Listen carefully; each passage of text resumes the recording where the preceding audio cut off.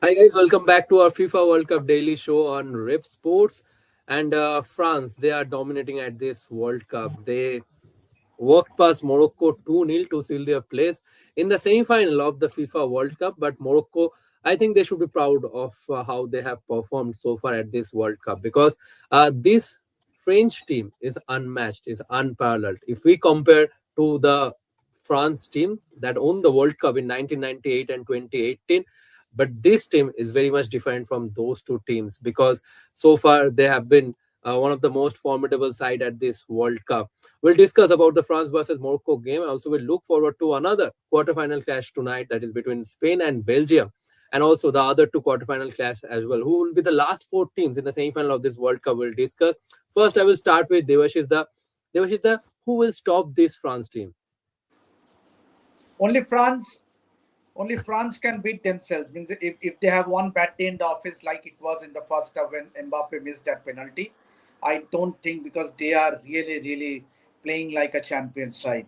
If you look at the contribution of that quartet, the attacking quartet, the likes of Mbappe, Desire Duo, Dembele and Olise, I think if there's any team that is very close to, I think it has to be Spain. But other than that, I think Argentina has been very Messi centric, and Norway has been very Haaland centric.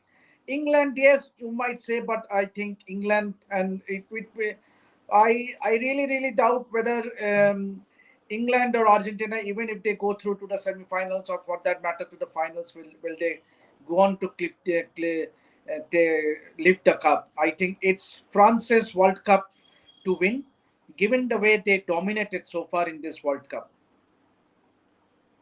Absolutely. And Shomnath, we need to talk about Mbappe. I mean, Morocco, they were uh, playing with a cautious approach from the very first minute, playing with a tight, compact defense so that France can't do any damage to Morocco, earlier in the game.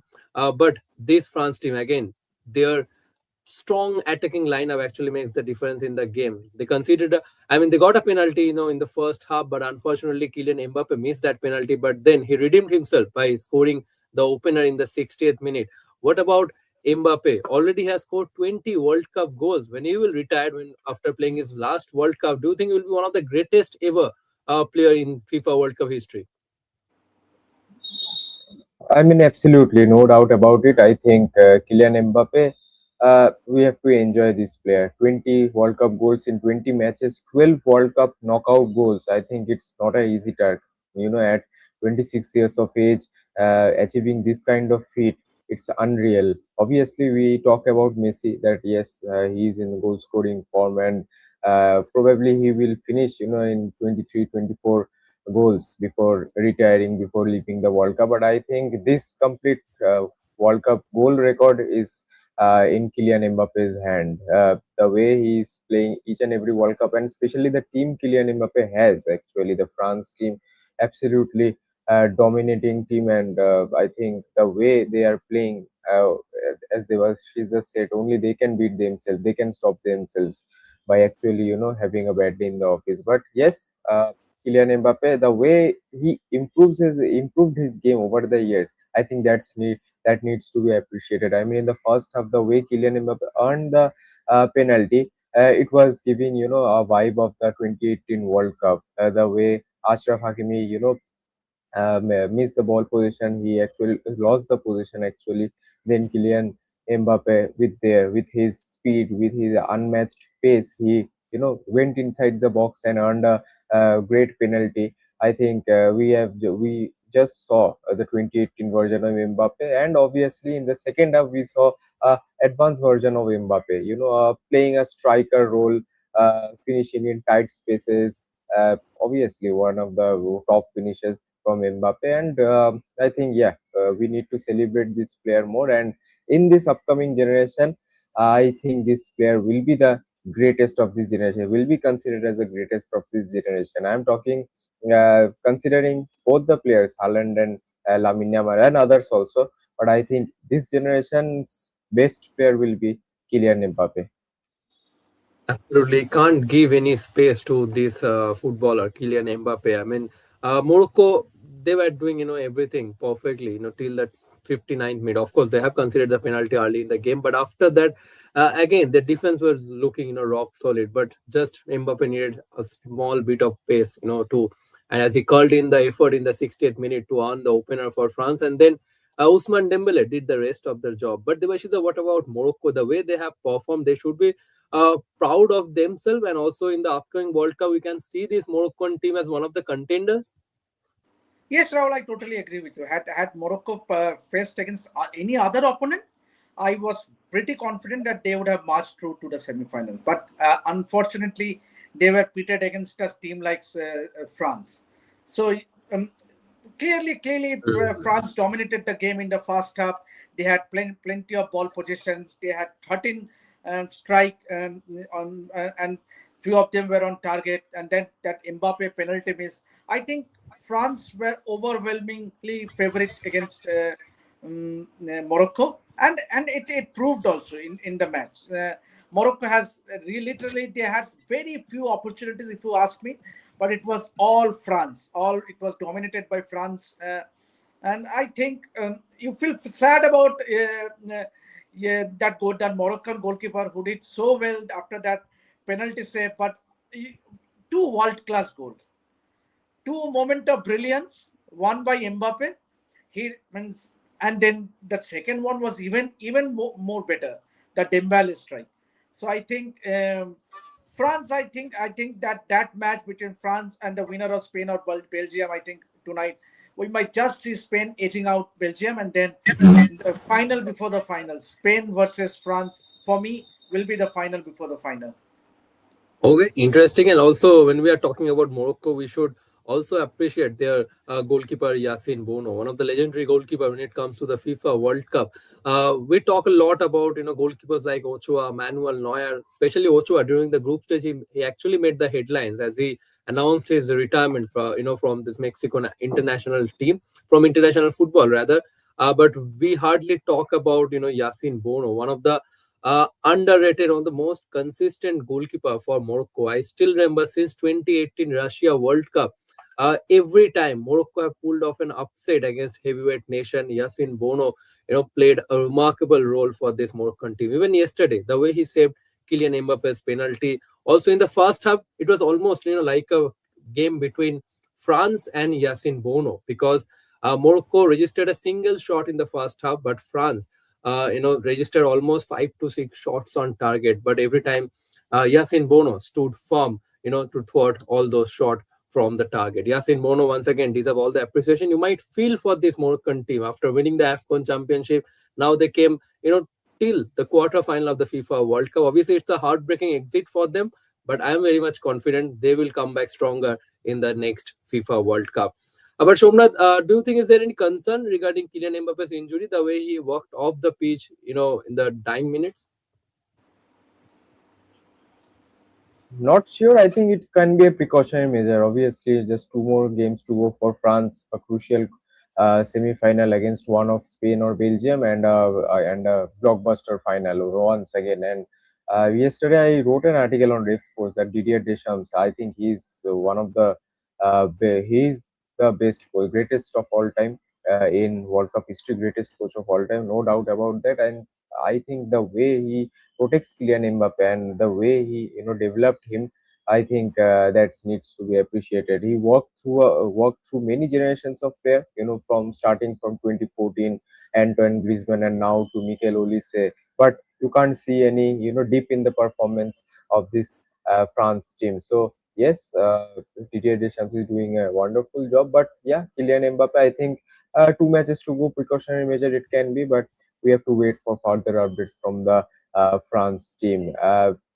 It never looked so serious as an injury, but obviously, in this US heat, when you are playing a so high voltage match, it obviously, it's better to take precautionary measure than to regret later. So I think, yeah, Kylian Mbappe will play the rest 2 matches, not 2 matches to say, the semi final obviously against one of Spain or Belgium. But yes, finally, to confirm this thing, I think we should wait for the official news from the France camp. He will Absolutely, play. I feel France.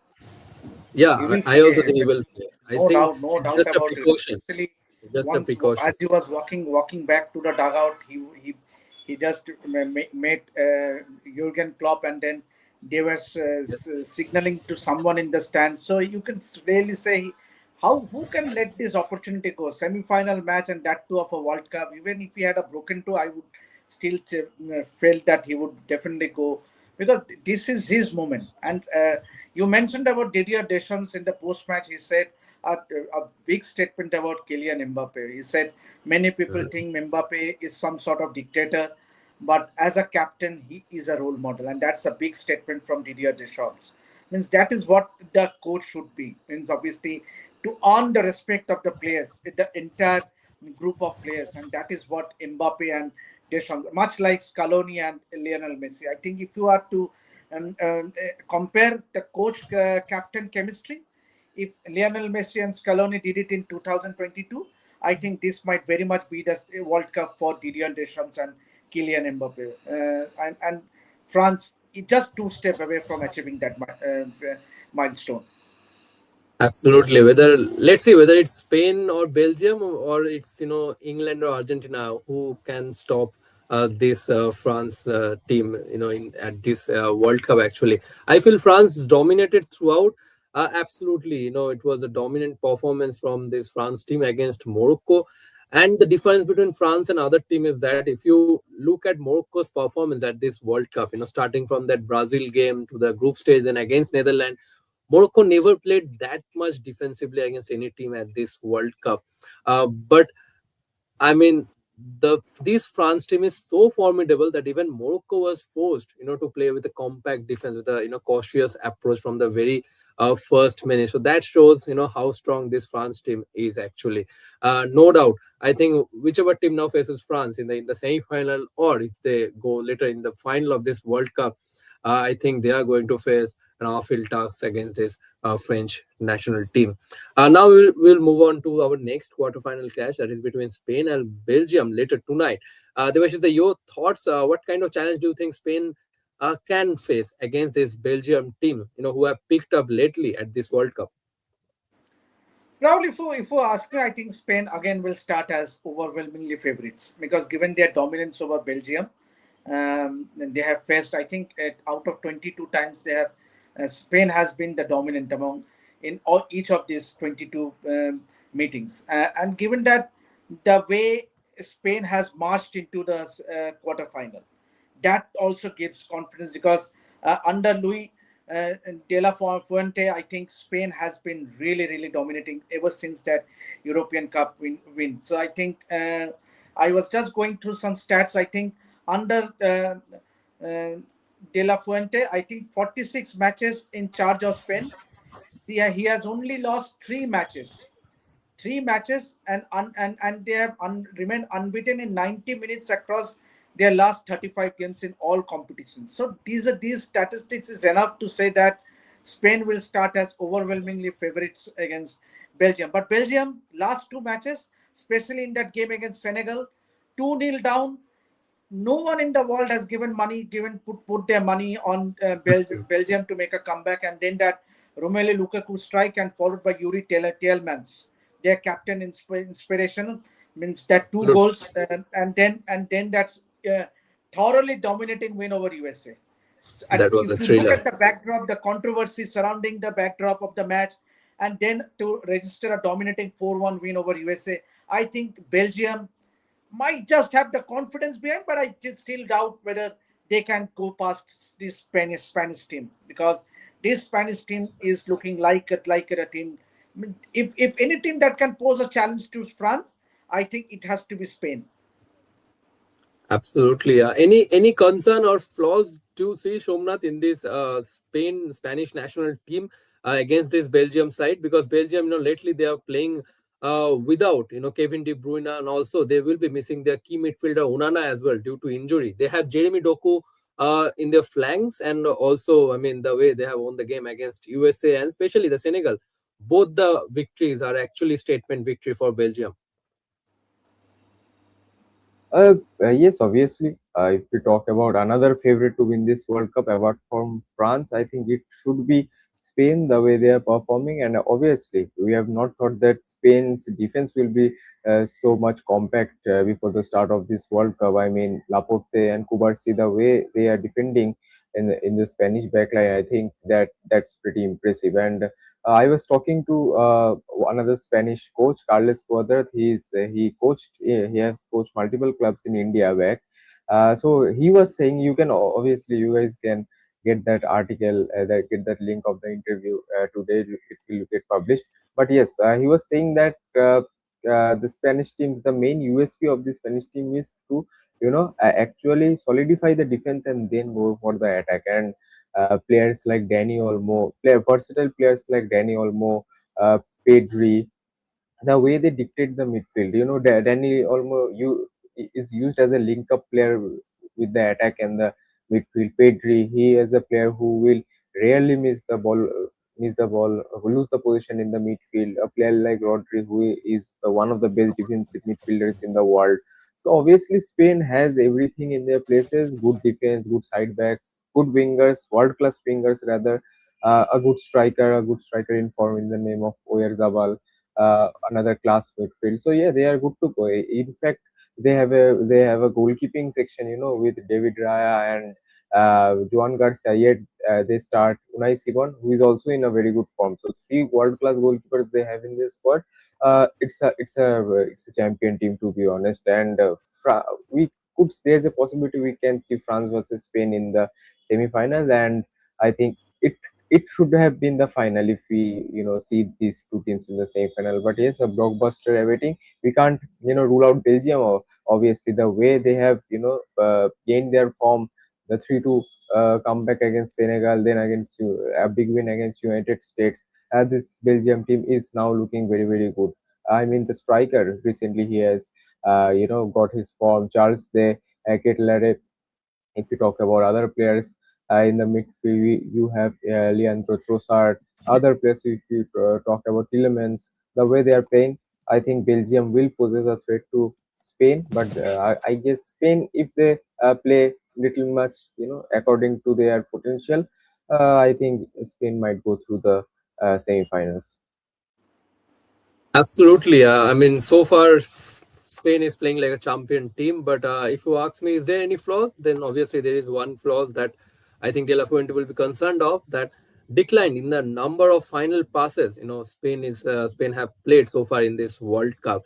Maybe because of the absence of Nico Williams in another flank. Of course, Vaina has scored one goal in the group stage, but after that, if you see, Vaina is yet to meet that expectation. I think if you ask me that, has he been successful in filling in the shoes of Nico Williams? I would say no. Lamine Yamal is doing his job, but still we haven't seen the best version of Yamal so far at this World Cup that we have seen actually in the Euro, where he single-handedly, I would say, guided the Spain to the Euro triumph. But this World Cup, we are yet to see the best version of Lamine Yamal, and we have seen decline in the number of final passes, for this Spain team. Of course, they are yet to concede any goal at this World Cup, and defense, I mean, defense win your tournament, and Spain is following that strictly.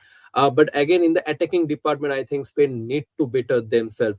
Against Portugal, we all know, Portugal also playing with a tight defense. We found Spain struggling a bit from the very beginning, but then in the dying minute when the defenders' legs got tired, Spain finally found, managed to actually break the deadlock through Mikel Merino. But against Belgium team, I think they will again, pose a great, I think, a difficult challenge for this Spanish national team. Let's see how Spain can get past this Belgium team.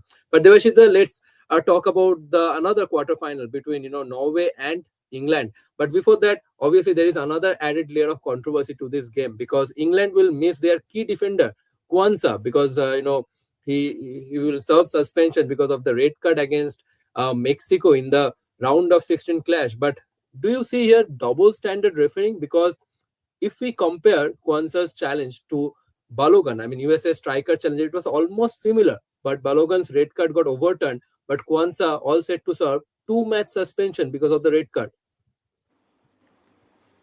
You might say, Rahul, but I won't go into the technicalities, obviously, but this has been a truly controversial World Cup. that's not denying the fact that this has been truly a lot of controversy. Means I don't remember in the last decade we have such controversy filled World Cup. Right from the start to the ticketing prices to the visa issues to now this Balogun controversy. So I think this World Cup will be marred by um, a lot of controversy. That the list to be added to that controversy is that Kwanzaa thing. I think, but I think England will have it in them to put up a strong fight. If I may say that they will start as favorites against Norway, because Norway, if you look at their performance so far, it has been Erling Haaland brilliance. In that last game, it was his brilliance that has won the match. For England, I would say they are also looking good. They are also looking good. Means that there have been contribution for a lot of players, particularly Jude Bellingham has been outstanding for England, along with their all inspirational Harry Kane. So I think England will fancy their chances, but again, as I say, um, they, when you have a brilliant player like Erling Haaland, you never know. You never know. One moment of brilliance, a world class goal might just dash the confidence. But on paper, I think England will have an edge.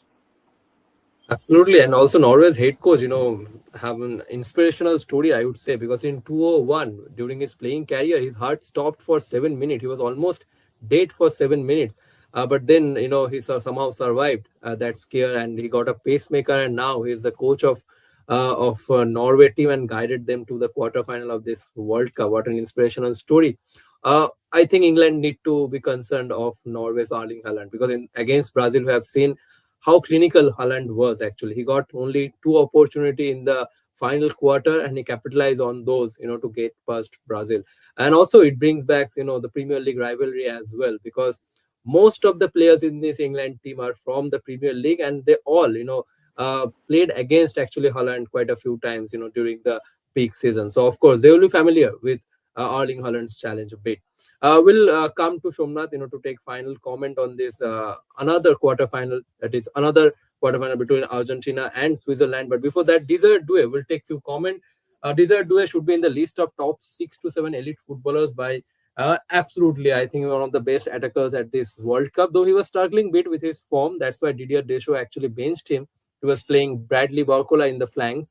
But not only Desert Due, I think Mikel Olise also deserve praise because the way he have been dictating the terms in France midfield. Of course, Kylian Mbappe, Ousmane Dembele, they are scoring goals, but the link-up play that actually, Mikel Olise is doing for this France team is extraordinary. To be honest, I think Didier Deschamps relies a lot on Mikel Olise in his tactics or in his playing philosophy.